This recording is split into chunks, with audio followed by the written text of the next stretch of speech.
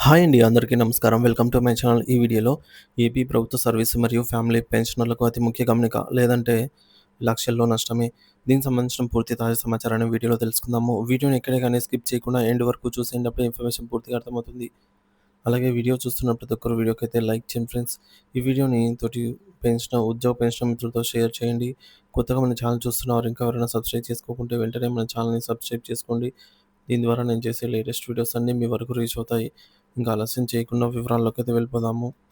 Friends, ఇక విషయానికొచ్చినట్లయితే పెన్షనర్ల సంఘాల దృష్టికి వచ్చిన ఒక తీవ్రమైన అంశం ఏమిటంటే, రాష్ట్ర వ్యాప్తంగా వేలాది మంది కుటుంబ పెన్షనర్లు తమకు అర్హత ఉన్నప్పటికీ అదనపు క్వాంటమ్ ఆఫ్ పెన్షన్ ఏక్యూపీ ప్రయోజనాన్ని పొందలేకపోతున్నారు. దీనివలన వారు తమ జీవితకాలంలో లక్షలాది రూపాయల ఆర్థిక ప్రయోజనాన్ని కోల్పోతున్నారు. ఈ సమస్య యొక్క మూల కారణాలు, దాని ప్రభావం మరియు పరిష్కార మార్గాలను అయితే ఇప్పుడు మనం తెలుసుకుందాము. అదనపు క్వాంటమ్ ఆఫ్ పెన్షన్ ఏక్యూపీ అంటే ఏమిటి? ప్రభుత్వ నిబంధనల ప్రకారంగా పెన్షనర్ల వయసు పెరిగే కొద్దీ వారి ఆరోగ్యం మరియు ఇతర అవసరాలు పెరుగుతాయని భావించి వారికి ప్రాథమిక పెన్షన్‌పై అదనపు మొత్తాన్ని చెల్లిస్తారు. దీనినే అదనపు క్వాంటమ్ ఆఫ్ పెన్షన్ అంటారు. వయసు ఆధారంగా ఈ అదనపు మొత్తం కింది విధంగా ఉంటుంది. ఈ టేబుల్‌లో చూడొచ్చు ఫ్రెండ్స్. వయసు ఆధారంగా ప్రాథమిక పెన్షన్‌పై అదనపు పెరుగుదల రైట్ సైడ్‌లో అయితే ఉంది.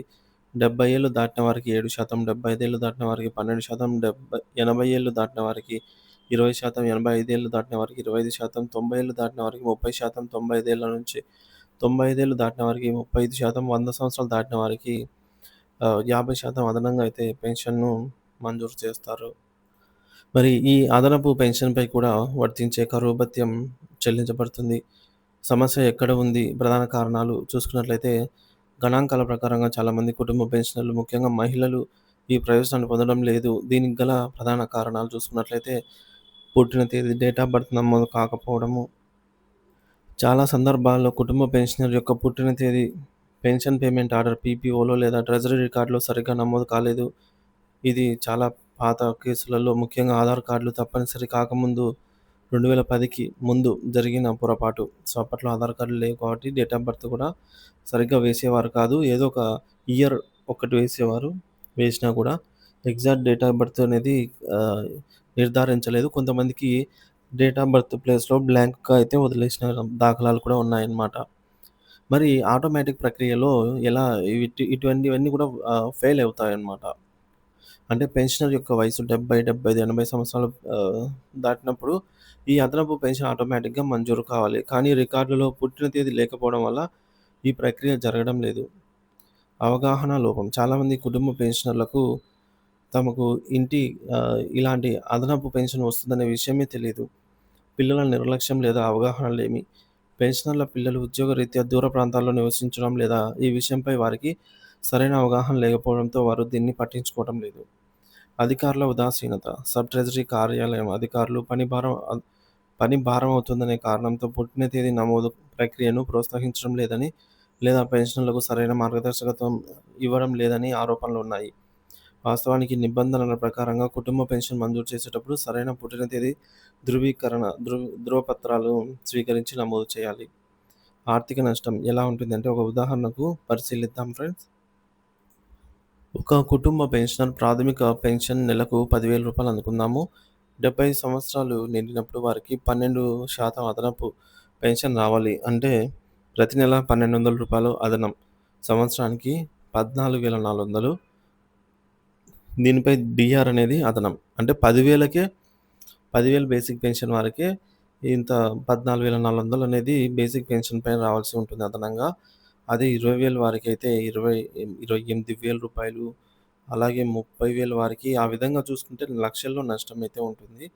80 సంవత్సరాలు నిండిన వారికి అదే రూ. 10,000 పెన్షన్ వస్తున్న వారికి 20% అదనపు పెన్షన్ రావాలంటే నెలకు 2,000, సంవత్సరానికి 24,000. అదే 20,000 బేసిక్ పెన్షన్ వారికైతే సంవత్సరానికి 48,000. ఈ విధంగా లక్షల్లోనే 2 ఏళ్లకే రూ. 1,00,000 అవుతుంది. సో, ఈ విధంగా లక్షల్లో అయితే అదనపు పెన్షను లేకపోవడం వల్ల నష్టమైతే ఎక్కువగా జరుగుతుందని పెన్షనర్స్ సంఘాల దృష్టికైతే వచ్చింది ఫ్రెండ్స్.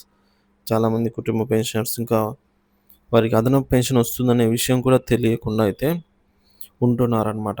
సో, అటువంటి వారు పిల్లలు కావచ్చు, లేదంటే అటువంటి వారికి సంబంధించిన సంబంధికులు ఎవరైనా కావచ్చు. సో, ఈ విషయం పైన కొద్దిగా శ్రద్ధ తీసుకొని వారికి రావాల్సినటువంటి న్యాయంగా వాళ్ళకి రావాల్సినటువంటి రుజువు మార్గంలో వాళ్ళకందే ఈ యొక్క బెనిఫిట్స్ అన్నీ కూడా వారికి చేసేలాగా చూడాలనైతే మనవి. ఇక సర్వీస్ పెన్షన్‌లకు ఈ సమస్య అయితే లేదండి. ఎందుకంటే వారు ఉద్యోగంలో చేరినప్పుడే వారి యొక్క డేట్ ఆఫ్ బర్త్ ఇవన్నీ కూడా నమోదై ఉంటాయి కాబట్టి ఆటోమేటిక్‌గా ఆహ్, స సర్వీస్ రిజిస్టర్‌లో ఉద్యోగంలో చేరినప్పుడే స్పష్టంగా నమోదు చేయబడతాయి కాబట్టి వారికి నిర్దిష్ట వయసు రాగానే AQP additional quantum of pension అనేది ఆటోమేటిక్‌గా మంజూరు అవుతుంది.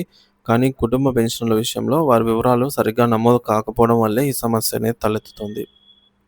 పరిష్కార మార్గాలు మనం ఏం చేయాలి? ఇలాంటి సమస్య ఉంటే, ఈ సమస్యను అధిగమించడానికి క్రింది చర్యలను వెంటనే చేపట్టాలి. మొదటిది కుటుంబ పెన్షనర్లు మరియు వారి పిల్లల కర్తవ్యం. వెంటనే మీ పెన్షన్ పేమెంట్ ఆర్డర్ పీపీఓను మరియు ట్రెజరీ పాస్‌బుక్‌ను తనిఖీ చేయండి. అందులో మీ తల్లి లేదా తండ్రి అంటే కుటుంబ పెన్షనర్‌గా పుట్టిన తేదీ సరిగ్గా ఉందా లేదా అనేది నమోదు చేయండి. చూడండి ఫ్రెండ్స్ చెక్ చేయండి.